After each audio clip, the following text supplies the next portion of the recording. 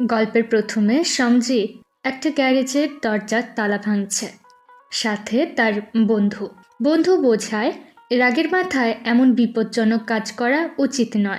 তবে সঞ্জি কোনো কথা না শুনে ভেতরে আসে। ইয়ান বলে, তোমার দাদা তোমাকে ছোট ভাইয়ের মতো আদরে বড় করেছে। যেদিন সে জানতে পারবে তার ভাই মোটেও সাদাসিধে নয়, একটা আস্ত সাইকো, তখন তার কতখানি খারাপ লাগবে সেটা ভেবে দেখেছো?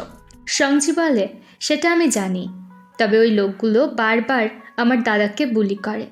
ওদের আমি এত সহজে ছাড়ব না। আমার দাদা অনেক সহজ সরল মানুষ, তাই সবাই তাকে দুর্বল মনে করে, বিরক্ত করে। কিন্তু আমি এসব মানব না। যারা ওর ক্ষতি করার চেষ্টা করবে তাদের আমি ছাড়ব না। বন্ধুর কথা শুনে জিয়ান বলে, তুমি একেবারে পাগল হয়ে গেছ। সবসময় দাদা আর দাদা, তোমার চোখে তোমার ব্রাদারই সব কিছু।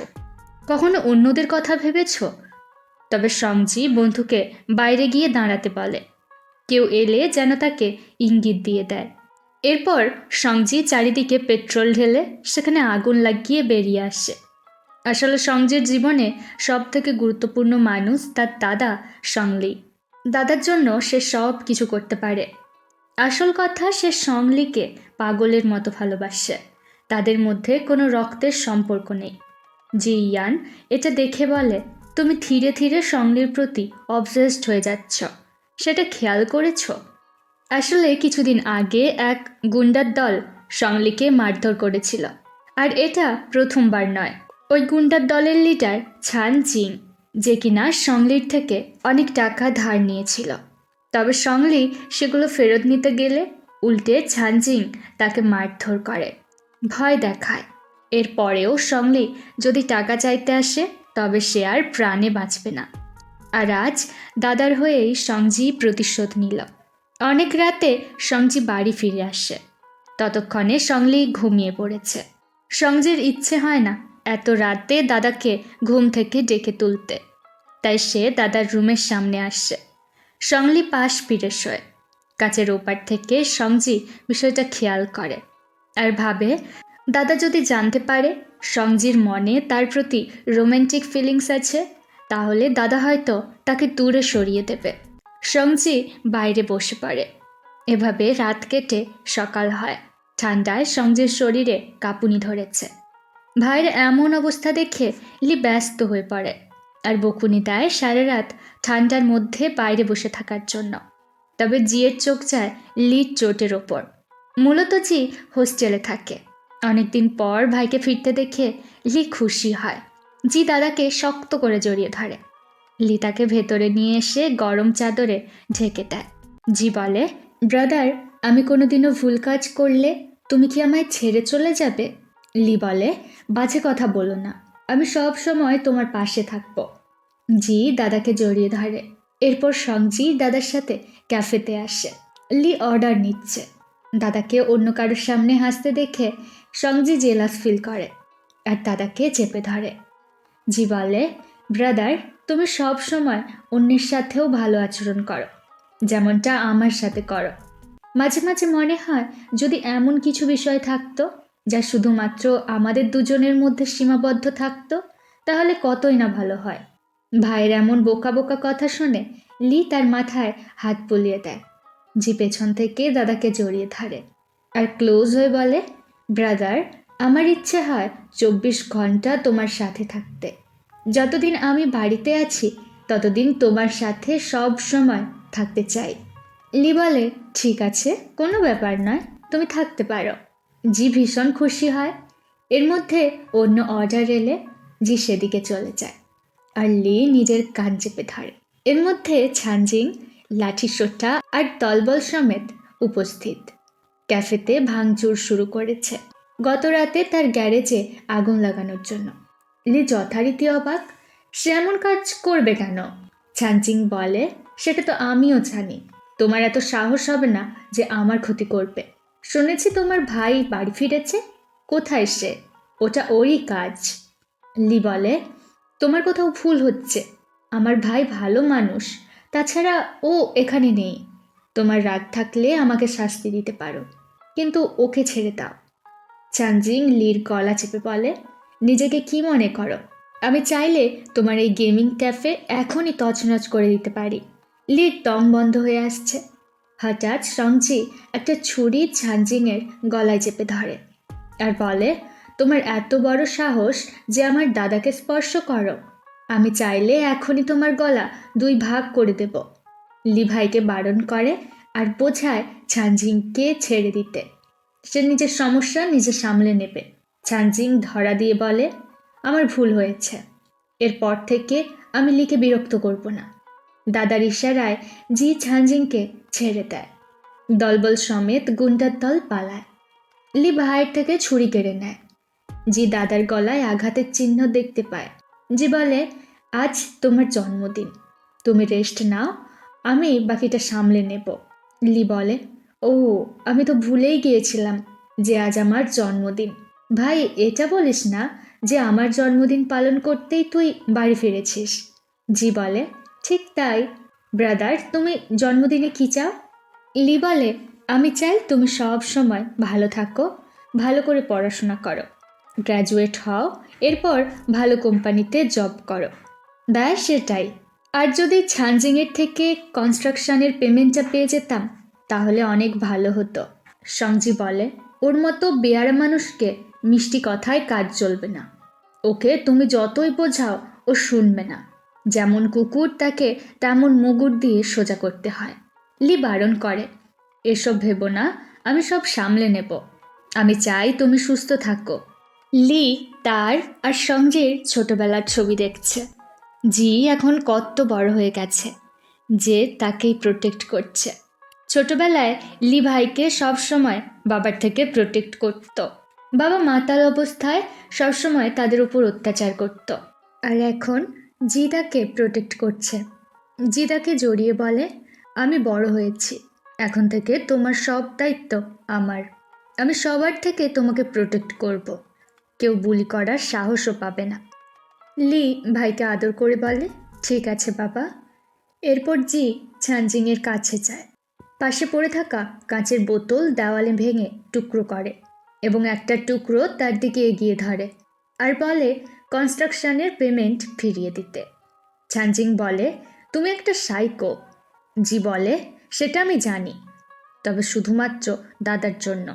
ওর জন্য আমি সব কিছু করতে পারবো। যাই হোক, ভালোই ভালোই পেমেন্ট দিয়ে দাও, না হলে ওপরে গিয়ে পস্তাতে হবে। ঝানজিং ভয়ে পেমেন্ট দিয়ে দেয়। জি তাকে একটা লাথি দিয়ে চলে যায় আর ধমক দেয় যেন দ্বিতীয়বার লিকে বিরক্ত না করে। এরপর সে চলে যায়। বাড়িতে লি ভাইয়ের জন্য রান্না করছে। পেছন থেকে জি তাকে জড়িয়ে ধরে আর ঝানজিংয়ের থেকে আনা কার্ড তার সামনে এনে বলে, নাও, এতে কনস্ট্রাকশনের সব পেমেন্ট আছে। তোমার জন্মদিনের উইশ পূর্ণ করলাম। লি ব্যস্ত হয়ে পড়ে। সে জানে ঝানজিংয়ের থেকে পেমেন্ট আনা এত সহজ নয়। সঞ্জি দাদাকে সামলে বলে, তেমন কিছু না, ভুল করে হাতে চোট লেগেছে। লি ভাইয়ের হাতে মেডিসিন লাগিয়ে দিচ্ছে। সঞ্জি বলে, তোমার আঙুলগুলো অনেক সুন্দর। সংলি বকা লাগায়, বাজে কথা বলো না। আর হ্যাঁ, এরপর থেকে এমন বিপজ্জনক কাজ করতে যেও না। আমার সমস্যা আমি নিজে সামলে নেব, নিজের যত্ন নাও। তবে সঞ্জি এক মনে দাদার দিকে তাকিয়ে আছে। সংলি বলে, আমি কি বললাম সেটা শুনতে পেয়েছ? সঞ্জি হুঁশে আসে। হঠাৎ সে লিকে চেপে ধরে। ভাইয়ের এমন কাজে লি যথারীতি অবাক। সঞ্জি সোজা দাদার গলায় কামড় দিয়ে বসে। সঞ্জি বলে, তুমি যখন আমাকে নিয়ে চিন্তা করো আমার মনে হয় পৃথিবীর সব থেকে সুখী মানুষ আমি। ব্রাদার, কথা দাও, এখন থেকে যাই ঘটুক আমাকে আটকাবে না। সংলি তাকে সরিয়ে উঠে দাঁড়ায় আর কোনো কথা না বলে চলে যায়। রুমে এসে লি চিন্তায় পড়ে যায়। ভাইয়ের এমন উগ্র ব্যবহার সে আগে দেখেনি। তাহলে কি ঝানজিংয়ের কথা সত্যি? সংজি প্রতিশোধ নিতে ঝানজিংয়ের গ্যারেজে আগুন লাগিয়েছে? এমন সময় সংজি রুমে আসে, সাথে বার্থডে কেক। তবে লিকে চুপ থাকতে দেখে সংজি বুঝতে পারে দাদা তার উপর রেগে আছে। সংজি নিচে বসে পড়ে আর দাদার রাগ ভাঙানোর চেষ্টা করে। তবে লি একেবারে চুপ। সংজি দাদার থেকে ক্ষমা চায়। এমন করা তার উচিত হয়নি। তবে মহল গরম হয়ে আছে দেখে সঞ্জি ইচ্ছে করে জ্বলন্ত সিগারেটে নিজের হাত ছুঁয়ে দেয়। এতে কাজ হয়। জি একটা বাঁকা হাসি হাসে। দাদার থেকে সিগারেট নিয়ে নিজে একটা টান দেয় আর তার ক্লোজ হতে শুরু করে। লি ভাইয়ের থেকে সিগারেট কেড়ে নেয় আর বলে, শরীরের জন্য এসব ভালো নয়। লি বলে, এমন বিপজ্জনক কাজ থেকে দূরে থাকবে। আমি তোমাকে অ্যাডাপ্ট করেছিলাম, যত্ন আর ভালোবাসা দিয়ে নিজের ভাইয়ের মতো বড় করেছি। যদি তোমার সাথে খারাপ কিছু ঘটে যায় তাহলে আমি বাঁচব কিভাবে? আমি শুধু চাই তুমি মন দিয়ে পড়াশুনো করো আর জীবনটাকে উপভোগ করো। আমার জন্য নিজের জীবন নষ্ট করো না। সঞ্জি কথা দেয়, আজ থেকে সে দাদার সব কথা শুনবে। ভাইয়ের জন্য লির ভীষণ চিন্তা হয়। এরপর সঞ্জি দাদার সামনে কেক নিয়ে আসে। লি উইশ চায় তার ভাই যেন সব সময় সুস্থ আর স্বাভাবিক থাকে। সঞ্জি দাদার ফেসে ক্রিম লাগিয়ে দেয়। রাতের বেলা সঞ্জি দাদার রুমে আসে। লি তাকে নিজের রুমে গিয়ে রেস্ট নিতে বলে, তবে সঞ্জি পেছন থেকে তাকে জড়িয়ে ধরে। আজ রাতে সে দাদার সাথেই বেড শেয়ার করবে। যা শুনে লি বলে, আরে তুমি বড় হয়ে গেছো, এখনো আমার সাথে ঘুমোবে? সঞ্জি বলে, তো কি হয়েছে, ছোটবেলায়ও একসাথে ঘুমিয়েছি, এখনো ঘুমোবো, চাইলে সারা জীবন। দেখা যায় দুই ভাই একসাথে শুয়ে আছে। তবে জি দুষ্টু মানুষ, তো আর কি, সরাসরি লির হাতে কামড় বসিয়ে দেয়। তবে লিয়ের থেকে কোনো রিয়াকশন আসে না। একটা সময় লি রুমের লাইট অফ করে দেয়। সঞ্জি নিজের ডায়েরিতে দাদার প্রতি তার ফিলিংসগুলো লিখে রাখে। সঞ্জি বুঝতে পারছে দিন দিন সে দাদার প্রতি অবসেসড হয়ে পড়ছে, এতটাই যে কাল রাতে সে কামড় বসিয়ে ফেলেছে। তবে দাদাও তাকে বাধা দেয়নি। সঞ্জি ভাবে তার মানে লিয়ের মনেও তার প্রতি ফিলিংস আছে। এমন সময় ইয়ান পৌঁছে যায়। দুই বন্ধু সোফায় এসে বসে আর মুভি দেখতে শুরু করে। এটা একটা বিএল মুভি ছিল। ইয়ান বলে, এই প্রথম সে এমন কিছু দেখছে। মুভিতে রোম্যান্টিক সিন চলছে আর জির মনে অন্য কিছু। বেচারা লিয়ের সাথে নিজেকে ইমাজিন করতে শুরু করেছে। ইয়ান বন্ধুর অবস্থাটা বুঝতে পারে। অন্যদিকে সংলি বন্ধুকে ক্যাফে সামলানোর দায়িত্ব দিয়ে দেয়। আজ সে তাড়াতাড়ি বাড়ি ফিরবে এবং সংজির জন্য রান্না করবে। বন্ধু বলে, সবাই মনে করছে তুমি হয়তো তাড়াতাড়ি ফিরে ওয়াইফের জন্য রান্না করবে। সংলি বলে, বাজে কথা বলো না, সংজি আমার ছোট ভাই। সংলি জিয়ের পছন্দের ফুড কিনছে। তার মনে পড়ে ভাইয়ের কথা। এখন সংজি কি করছে? কি আর করবে, বাড়ি বসে ছাইপাস দেখছে আর তোমাকে কাঁচা খাওয়ার প্ল্যানিং করছে। যাই হোক, মুভি শেষ হয়। সংজি বলে, তোমায় একটা গোপন কথা বলি শোনো। আসলে সংলি আর আমার মধ্যে কোনো রক্তের সম্পর্ক নেই। আমি সং পরিবারের ছেলে নই। ইয়ান অবাক হয়। সংলি সংজিকে অনেক ভালোবাসে, একেবারে আপন ভাইয়ের মতো। সংজি বলে, তখন আমি অনেক ছোট। একদিন দাদা আমাকে খুঁজে পায়। ঠান্ডায় কাঁপছিলাম। তখন লি নিজের সোয়েটারে আমায় ঢেকে দিয়েছিল। সংজি লিয়ের হাত চেপে ধরে। যেহেতু জির যাওয়ার মতো কোনো জায়গা ছিল না, তাই সংলি নিজের সাথে জিকে নিয়ে এসেছিল। সংজি বলে, দাদা আমার জীবনে সব কিছু। আমি চাই সব সময় ওকে প্রোটেক্ট করতে। লি বাড়ির সামনে পৌঁছে গেছে। আজ সে তাড়াতাড়ি ফিরে এসেছে। এটা দেখে সংজি নিশ্চয়ই অনেক খুশি হবে। সংজি ইয়ানকে বলে, সে দাদাকে অনেক ভালোবাসে। ইয়ান বলে, কিন্তু তোমরা দুই ভাই। মানলাম কোনো রক্তের সম্পর্ক নেই, তবে সমলিঙ্গের ভালোবাসা সমাজের চোখে এত সহজ নয়। এই ভালোবাসা পূর্ণতা পাবে তার সুযোগ অনেক কম। সংজি বলে, সেটা জানি, তবে আমি বুঝতে পারছি দিন দিন আমি সংলির প্রতি আরও বেশি করে অবসেসড হয়ে পড়ছি। কিন্তু সত্যিটা বলার মতো সাহস আমার মধ্যে নেই। বন্ধুকে কান্না করতে দেখে ইয়ান তাকে সান্ত্বনা দেয়। বুঝেছি, সংলি শুধু তোমার। ঠিক আছে, এখন চলো গেম খেলে আসি। বাইরে আসতে তারা অবাক। সংলি দাঁড়িয়ে আছে। সংজি জানতে চায়, ব্রাদার কতক্ষণ এখানে দাঁড়িয়ে আছো? সংলি বলে, এই তো সবেমাত্র সে ফিরেছে। দরজা খুলতেই যাচ্ছিল, তখনই সংজি ভেতর থেকে দরজা খুলেছে। কেন, কিছু হয়েছে? ইয়ান ব্যাপারটা সামলে বলে, তেমন কিছু নয়, আমরা ক্যাফেতে যাচ্ছি গেম খেলার জন্য। সঙ্গলি তাদের থামায় আর ভাইকে তাড়াতাড়ি ফিরে আসতে বলে ডিনারের জন্য। তবে লিকে খানিক চিন্তিত দেখায়। সঞ্জি ইয়ানের সাথে গেম খেলছে। সঞ্জি দাদার বন্ধু ওয়াংয়ের থেকে জানতে চায় তার দাদা কতক্ষণ আগে ক্যাফে থেকে বেরিয়েছে। ওয়াং টাইম বলে।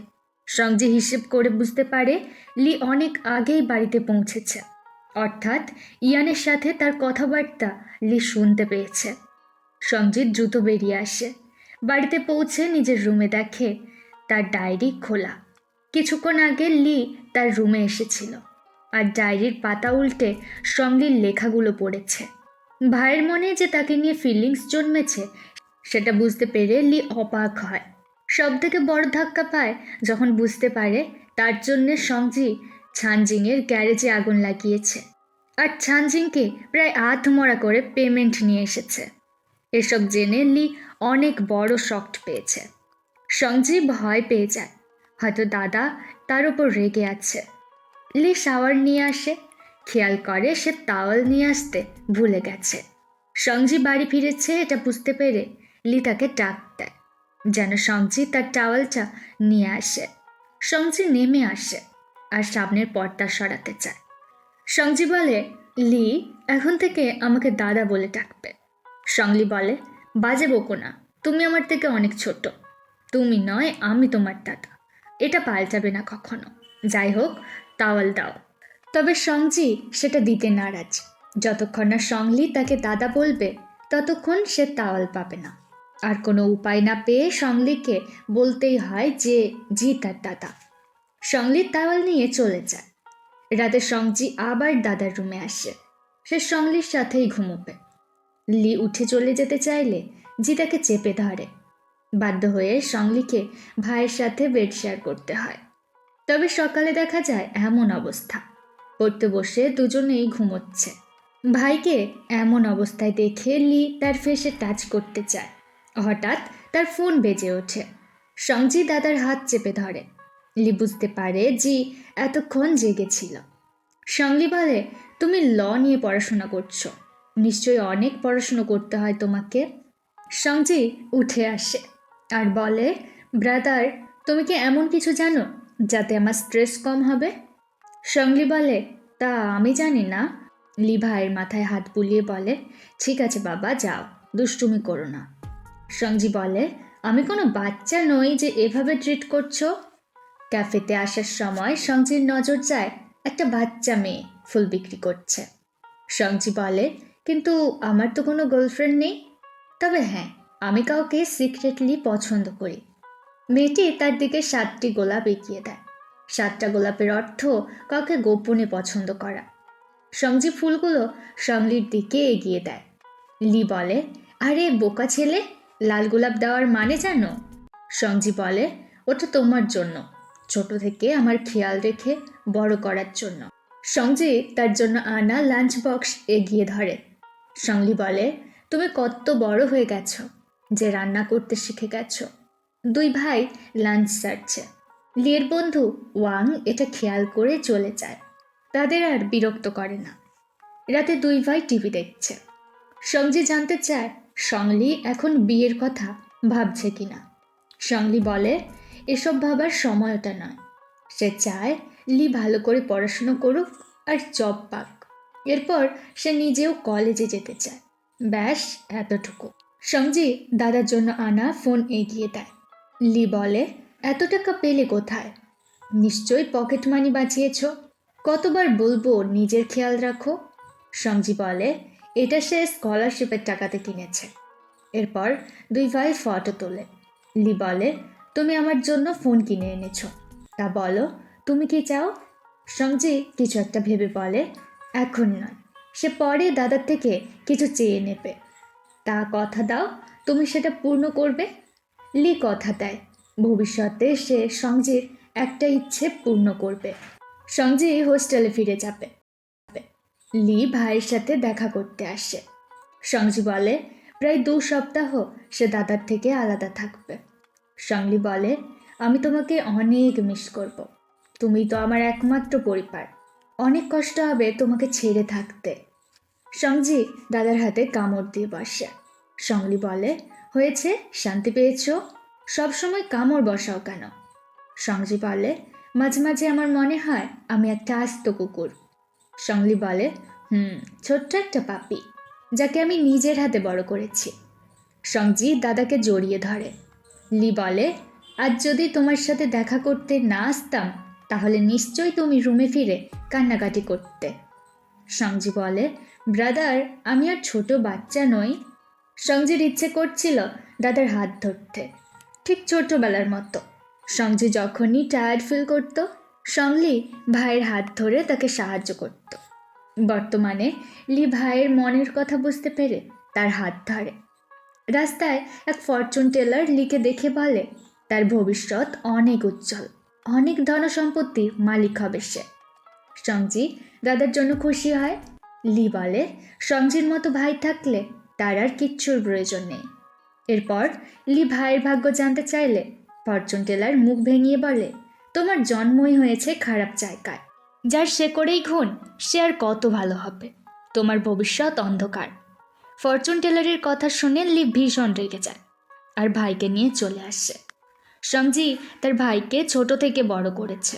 সে জিকে ভালোভাবে চেনে। জি ভালো ছেলে, যত সব বুঝ রুকি লোক ঠকাতে এসেছে। সঙ্গজি বলে, ব্রাদার, তুমি অনেক ইনোসেন্ট, আমার ওপর অন্ধের মতো বিশ্বাস করছো। এমনও তো হতে পারে ওই লোকটির কথাই ঠিক। সঙ্গজি বলে, ব্রাদার, তুমি কখনো এক বৌদ্ধ সন্ন্যাসী আর খারাপ কুকুরের গল্প শুনেছ? সঙ্গলি বলে, না তো। জি বলতে শুরু করে, একদিন এক বৌদ্ধিস্ট এক কুকুর নিয়ে আসে, আদর যত্ন দিয়ে কুকুরটাকে বড় করে। কুকুরটার জন্য তার মায়া হতো। সন্ন্যাসী কুকুরটাকে অনেক ভালোবাসত। কুকুরটা কোনো ভুল করলেও সন্ন্যাসী সেটা মাফ করে দেয়। তবে সন্ন্যাসী জানতো না কুকুরটা হিংস্র প্রকৃতির ছিল। সন্ন্যাসী যতই ভালোবাসত, কুকুর তত বেশি আস্পর্ধা পেয়ে যেত। একদিন কুকুরটা বড় হলো। কুকুরটা ভাবে সন্ন্যাসীর শরীর থেকে সুন্দর গন্ধ আসে, নিশ্চয়ই ওর মাংস অনেক সুস্বাদু হবে। দাদা জানো কুকুরটা কিসের প্ল্যানিং করছিল? লি বলে, জানি না, এই গল্প আগে শুনিনি। কেন, কিসের প্ল্যানিং করেছে? জি বলে, যত দিন যায় কুকুরটার লোভ বাড়তে থাকে। একদিন কুকুরটা সুযোগ পেয়ে সন্ন্যাসীকে কামড় দিয়ে বসে। সন্ন্যাসীর রক্তের স্বাদ নেয়। কুকুরটা ভাবল, বাহ, সন্ন্যাসীর রক্ত মাংস অনেক সুস্বাদু। একদিন বাজে কুকুর নিজের কন্ট্রোল হারিয়ে সন্ন্যাসীর ওপর অ্যাটাক করে বসে। সন্ন্যাসীর শরীরে সব রক্ত মাংস চেটে পুটে সাফ করে দেয়। ব্যাস, এখানেই গল্প শেষ। তবে লি সেটা বুঝতে পারে না, বরং বলে, তা সন্ন্যাসী কি আগে বুঝতে পারেনি কুকুরের মতলব কি ছিল? আমার মনে হয় সন্ন্যাসী সব জানত, তবে ইচ্ছে করেই সে বাধা দেয়নি। সঙ্গজি হেসে বলে, আমারও তো তাই মনে হয়। তবে ব্রাদার, তোমার কি মনে হয় সন্ন্যাসী কেন বাধা দেয়নি? মানছি কুকুরটার স্বভাব খারাপ, তা এক্ষেত্রে সন্ন্যাসীরও দোষ আছে। ওর উচিত ছিল আগে থেকে সতর্ক হয়ে যাওয়া। সঙ্গলি বলে, আজব গল্প, কোথা থেকে শোনো এসব? এই বলে লি চলে যায়। সঙ্গজি হেসে বলে, সব দোষ সন্ন্যাসীর। এরপর সঙ্গজি হোস্টেলে ফিরে যায়। মেসেজে কথা বলে। দুই ভাই একে অপরের খবরাখবর আর ছবি এক্সচেঞ্জ করে। সঙ্গলি বলে, তোমাকে মিস করছি, তাড়াতাড়ি বাড়ি ফিরে এসো। একদিন বাড়ি ফিরতে সঙ্গলির সাথে দেখা করে তার এক প্রতিবেশী আন্ট, এবং এক মেয়ের ছবি আর ফোন নাম্বার তাকে দিয়ে দেয়। যেহেতু সঙ্গলি এখনও সিঙ্গেল আছে, একবার মেয়েটার সাথে দেখা করতে অসুবিধে কোথায়? ভালো লাগলে তারা ডেট করতে পারে। আন্ট এক প্রকার জোর করে ফটো দিয়ে চলে যায়, আর রিয়ান এই খবর তার বন্ধু সঙ্গজির কানে তোলে যে সঙ্গলি এখন ডেট করবে। তবে সবেমাত্র ফটো এক্সচেঞ্জ হয়েছে, যা করার সঙ্গলিকে তাড়াতাড়ি করতে হবে। সঙ্গলি বিরক্ত হয় আর সোজা দাদাকে কল দেয়। সঙ্গলি সবেমাত্র শাওয়ার নিয়ে বেরিয়েছে। সঙ্গজি বলে, আমি জানতাম এই সময় তুমি শাওয়ার নাও। ব্রাদার, তোমার বডি অনেক সুন্দর, এমন তো নয় তুমি লুকিয়ে জিম করছো। তা তুমি কি বিয়ের প্ল্যানিং করছো? এর মধ্যে লিয়ের টাওয়াল নিচে পড়ে যায়। সেটা নিতে সে নিচু হয়, সাথে হাতে থাকা ফোন। বেচারা সংজির অবস্থা খারাপ। আজ রাতে বোধহয় অ্যাডাল্ট স্বপ্ন দেখবে সে। সংলি বলে, সারাদিন যত সব হাবিজাবি ভাবনা তোমার। সংজি ফিরে আসে। ইয়ান জানায় বাইরে তার বাবার চক্কর ছিল, এখন আবার ফ্রিতে ছোট ভাই নিয়ে এসেছে। এই নিয়ে বাবার সাথে তার ঝগড়া হয়েছে। তা কয়দিন সে বন্ধুর বাড়িতে থাকতে চায়। সংজি বলে, মোটেও না। এর মধ্যে সংলি আর ওয়াং বেরিয়ে আসে। জি ন্যাশনাল স্কলারশিপ পেয়েছে। সংলি বলে, আমার ভাই অনেক ইন্টেলিজেন্ট, আজ রাতে আমার বাড়িতে পার্টি হবে সংজির জন্য। ইয়ান আর ওয়াংও সেখানে আসবে। দেখা যায় লি আর ইয়ান একেবারে মাতাল হয়ে গেছে। সংজি দাদার থেকে গ্লাস নিয়ে বলে, এতটা অ্যালকোহল শরীরের জন্য ভালো নয়। ইয়ান দীর্ঘশ্বাস ছাড়ে। বাবা কোথা থেকে তার জন্য একটা ছোট ভাই নিয়ে এসেছে, এখন বাড়ি ফিরতেও তার ইচ্ছে করে না। সংজি, তুমি অনেক লাকি, ব্রাদার লি তোমাকে কত ভালোবাসে। সংলি বলে, আরে ছোট ভাই থাকাটা অনেক ভালো। এই দেখো না আমাদের সংজি কত ভালো ছেলে। ইয়ান লাফিয়ে ওঠে, কি সংজি ভালো ছেলে? যাই হোক, ইয়ানের মুখ বন্ধ করতে ওয়াং তাকে নিয়ে বাড়ি চলে যায়। সংজি দাদাকে বিছানায় রেখে আসে। লি একেবারে মাতাল। সংজি ধীরে ধীরে দাদার ক্লোজ হতে শুরু করে, আর লিও তাকে বাধা দেয় না। এসবের মধ্যে লি হঠাৎ ঘুমিয়ে পড়ে। সংজি ধীরে ধীরে দূরে সরে আসে আর কিছু একটা ভেবে বেরিয়ে যায়। আসলে সংলি তখনও হুঁশে ছিল। পরদিন জি দেখে তার ব্রাদার ডেটে এসেছে। এটা সেই মেয়ে যার ফটো কয়দিন আগে এক প্রতিবেশী আন্টি লিখে দিয়েছিল। সংজি রাগে আগুন। মেয়েটি বিদায় নিয়ে বেরিয়ে যায়। সংজি তার পথ আটকে ধরে আর ধমকের সুরে বলে, ভালো কথা বলছি, সংলির থেকে দূরে থাকবে। তোমার কোনো যোগ্যতা নেই সংলির গার্লফ্রেন্ড হওয়ার। কোনোদিন সংলি তোমাকে পছন্দও করবে না। সংজি মেয়েটাকে ধাক্কা দিয়ে চলে যায় আর সোজা বাড়ি ফিরে আসে। সংলি বুঝতে পারে ভাই বাড়ি ফিরেছে। জি তার হাত ধরে সোফায় টেনে আনে। লি নিজেকে ছাড়ানোর চেষ্টা করলে জি সোজা কিস করে বসে, একেবারে জবরদস্তি। লি একটা ধাক্কা দেয় আর সংজির দিকে হাত তোলে। সংজি দাদার হাত ধরে বলে, ব্রাদার, কাল তুমি আমাকে কিস করেছিলে আর আজ অন্য মেয়ের সাথে ডেট করছো। তুমি বলেছিলে না যে বিয়ে করতে চাও না, তাহলে এসব কেন? কেন আমাকে দূরে সরিয়ে দিচ্ছ তুমি? সংলি ভাইকে বোঝানোর চেষ্টা করে, এটা ভুল, আমারই সব দোষ, তোমাকে ঠিকভাবে বড় করতে পারিনি, সবই আমার ভুল। সংলি ভাইকে বোঝানোর চেষ্টা করে, এটা ভুল, আমারই সব দোষ, তোমাকে ঠিকভাবে বড় করতে পারিনি, সবই আমার ভুল, কিন্তু আমার কথা শোনো, তুমি এই ভুল করো না। সংজি নিজের ডায়েরি নিয়ে আসে আর বলে, তুমি আমার ডায়েরি পড়েছিলে, এমনকি ইয়ানির সাথে আমার সব কথাবার্তা শুনেছিলে। তুমি জানতে যে আমি তোমাকে ভালোবাসি, তারপরেও না জানার ভান করলে কেন? ফ্ল্যাশব্যাকে এক সিনে দেখানো হয় যেখানে সংলি অসুস্থ অবস্থায় পড়ে আছে আর সংজি বাবার থেকে টাকা চাইছে যাতে সে দাদার জন্য মেডিসিন আনতে পারে। তবে নেশাখোর বাবার অসুস্থ ছেলের প্রতি কোনো কেয়ার নেই। উল্টে সে জিকেই মারতে এলে জি ভয় পেয়ে তাকে ঠেলা দেয়, ফলে সেখানে পড়েই বাবা মারা যায়। আর সংজি পাষাণের মতো বাবার পার্স নিয়ে দাদার জন্য মেডিসিন আনতে চলে যায়। বর্তমানে সংজি বলে, তুমি জানতে আমি পালিত বাবাকে মেরেছিলাম, এরপরেও তুমি চুপচাপ ছিলে কারণ তুমি আমাকে ভালোবাসো। লি ভাইকে চর বসায়, পরক্ষণে আবার কেয়ার করে।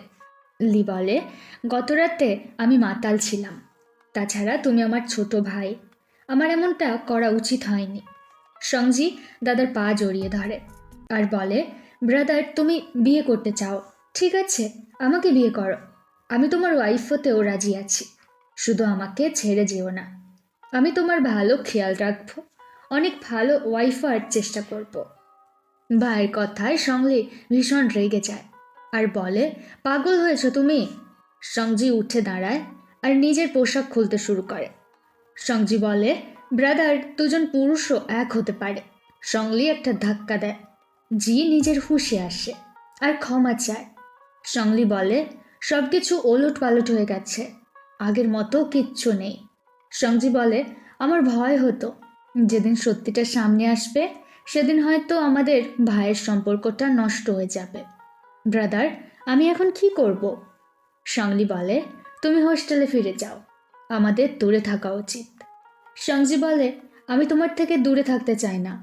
তবে লি জোর করে ভাইকে বাড়ির বাইরে বার করে দেয়।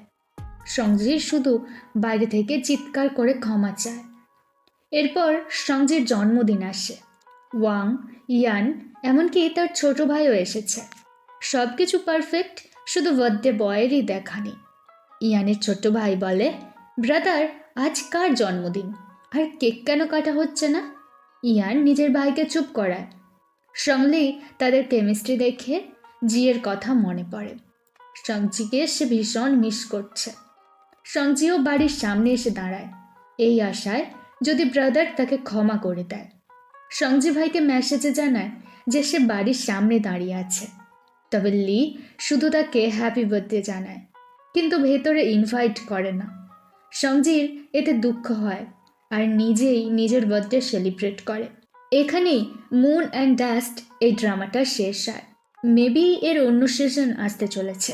তবে তোমরা তো জানোই চাইনিজ ইন্ডাস্ট্রির খবর, এমন অনেক বিএল সিরিজ আটকে আছে গভর্নমেন্টের পারমিশনের অভাবে। আশা করব এর পরের সিজন তাড়াতাড়ি রিলিজ হোক। আর হ্যাঁ, তোমাদের কেমন লাগলো জানাতে ভুলো না, এবং পছন্দের সিরিজের নামটাও জানিয়ে যেও কিন্তু। By, have a